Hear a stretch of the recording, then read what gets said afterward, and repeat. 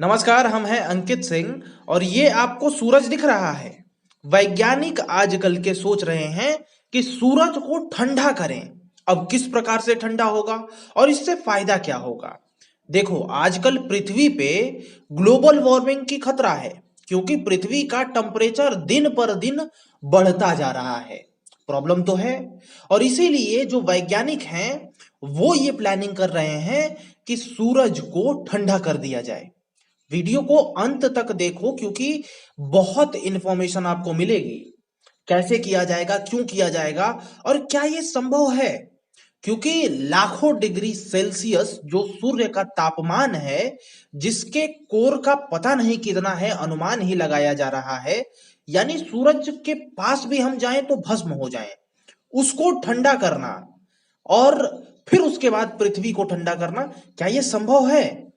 तो इसी के बारे में हम लोगों की आज चर्चा है। पूरे समीकरण को हम लोग देखेंगे बहुत अच्छे से और साइंटिफिक वे में कि साइंटिस्ट चाहते क्या है। कुछ साइंटिस्ट तो इसका विरोध कर रहे हैं, बोल रहे हैं बहुत ज्यादा प्रॉब्लम हो जाएगी भाई, पृथ्वी पे तबाही भी हो सकती है। लेकिन ये कैसे करा जा रहा है? देखो, सूरज है, सूरज को तो हम टच कर ही नहीं सकते हैं, उस पे किसी भी चीज को नहीं भेज सकते हैं। अब दूसरा क्या करना है भाई? तो हमें ऐसा कुछ करना है कि भैया जो है पृथ्वी के और सूरज के बीच में एक लेयर लगा देनी है, जिसकी वजह से सूर्य का किरण तो आए लेकिन वो टकराकर वापस चला जाए। अब पृथ्वी इतनी बड़ी है, ये लेयर कैसे लगाया जाएगा? क्या कोई छत होगा? नहीं। देखो, इसके बारे में समझाऊंगा, लेकिन इसको जानने के लिए हमें बहुत दूर चलना होगा। मतलब इतना दूर कि भाई अब देखते हैं, ठीक है। ये बात है 1991 की। फिलीपींस में एक माउंट पिनेताबू एक नाम की ज्वालामुखी फटी। ठीक है, कहां पे? फिलीपींस में। अब जब ज्वालामुखी फटा ना, तो बहुत ज्यादा धुआं धुआं हुआ। ठीक है, और उसके बाद वो धुआं ऊपर चला गया। अब जाहिर सी बात है, ज्वालामुखी फटेगी तो धुआं तो निकलेगा, और ये देख रहे हो। अब ये धुआं जाके ऊपर चला गया और पूरा जो इलाका था, ठीक है, जहां जहां धुआं गया, कुछ महीनों के लिए, लगभग 15 महीनों के लिए वो धुआं स्टैटिक ऐसे फैल गया था बहुत ज्यादा।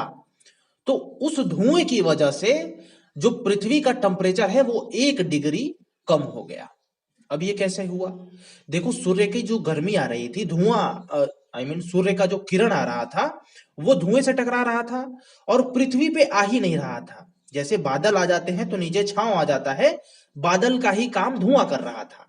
अब वैज्ञानिक सोच रहे हैं, ये देख करके उनको ख्याल आया, जब वैज्ञानिकों ने शोध किया तो ऊपर तो 1 डिग्री ज्यादा था, बट जो पृथ्वी का तापमान था वहां पर का 1 डिग्री कम हुआ।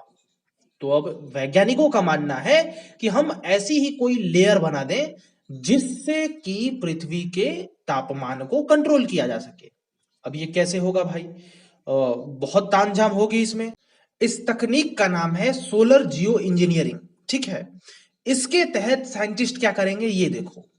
एक गुब्बारा लेंगे, बहुत बड़ा गुब्बारा, ठीक है, और उसमें भरेंगे सल्फर डाइऑक्साइड। ठीक है, और गुब्बारे में भर के छोड़ देंगे। अब गुब्बारा जाएगा ऊपर और फट जाएगा। जब फटेगा तो सल्फर डाइऑक्साइड जो होगा वो गुब्बारे से रिलीज होगा, क्योंकि गुब्बारे में जो साइंटिस्ट है वो सल्फर डाइऑक्साइड भर के भेजे हैं। अब जब रिलीज होगा तो वो जैसे ज्वालामुखी का फैला था धुआं, वैसे ही सल्फर डाइऑक्साइड फैल जाएगा पूरे वातावरण में। ठीक है, अब जब वातावरण में फैल जाएगा तो एक पतली लेयर बना लेगा सल्फर डाइऑक्साइड, जिस वजह से सूर्य की किरण तो आएगी बाहर से, लेकिन टकरा करके वापस चली जाएंगी, पूर्णतः नहीं पहुंचेंगी। और जब सूर्य की किरणें वापस चली जाएंगी, कुछ ही आएंगी, तो जब नहीं आ पाएंगी, कुछ हद तक कमी होगी, अब पूरा तो रोक नहीं सकते हैं। तो इस प्रकार क्या होगा कि भैया कम हो जाएगा वातावरण का गर्मी। ठीक है, ये बहुत प्रकार की टेक्निक्स और अपना रहे हैं। ठीक है, कुछ लोग कुछ साइंटिस्ट ऐसे काम कर रहे हैं कि कुछ ऐसी गैसेस छोड़ा जाए कि बादलों पे जाए और बादल जो है वो वर्षा में कन्वर्ट हो जाए। ठीक है, तो वो भी टेक्निक अपना रहे हैं। यानी ओवरऑल साइंटिस्ट का प्लानिंग ये है कि भैया कैसे भी करके एक शेड क्रिएट करा जाए जो कि सूरज और पृथ्वी के मध्य हो, ताकि ऊपर से कुछ किरण टकराए उसी पे और वापस चली जाए। इसको क्या कहते हैं? जियो इंजीनियरिंग, सोलर जियो इंजीनियरिंग, ये करने का प्लान है। बट मेरी भी थ्योरी सुन लो तुम लोग कि ये देखो, कुछ साइंटिस्ट तो इसका विरोध कर रहे हैं और मैं विरोध करने वाले साइड में हूं। जो ग्लोबल वार्मिंग को कंट्रोल करने के लिए ये प्लान बनाया जा रहा है, एक तरीका और है, जैसे कि पृथ्वी पे पेड़ लगाना, जो कि सबसे सिंपल और सबसे अच्छा तरीका है ग्लोबल वार्मिंग को कंट्रोल करने के लिए। साइंटिस्ट ये नहीं कर रहे हैं, जबकि साइंटिफिकली कुछ ऐसा चीज करो। अब सल्फर डाइऑक्साइड अगर आप पूरे बादल में छोड़ोगे ऊपर, बार बार छोड़ोगे, तो उसका दुष्परिणाम झेलना पड़ेगा। कौन झेलेगा? मनुष्य ही झेलेगा।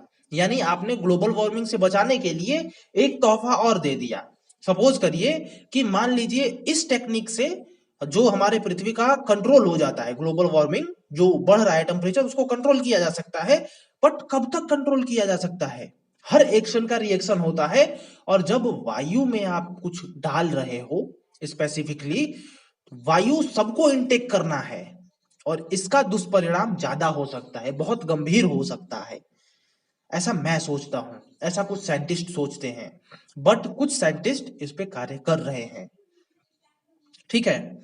और बाकी तो आप लोग जानते हो, ग्लोबल वार्मिंग को रोकना है, सबसे इजी उपाय यही है, कचरा वचरा कम फैलाओ, आग वाग जो आजकल जल रही हैं, पर्यावरण को सुरक्षित करो, पर्यावरण को अच्छे से बनाओ, पेड़ लगाओ, ये सब अच्छा हो जाएगा।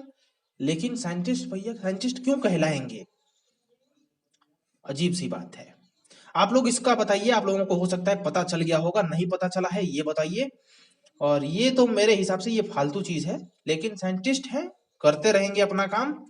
वैसे मेरे हिसाब से ये ठीक नहीं है, आप लोग अपना बताइए, क्योंकि इससे अच्छा तो हो ही सकता है, लेकिन दुष्प्रभाव अगर होगा तो बहुत बुरा हो सकता है। मतलब एक बुरा होता है, एक बहुत बुरा होता है, यहाँ पे बहुत बुरा हो सकता है।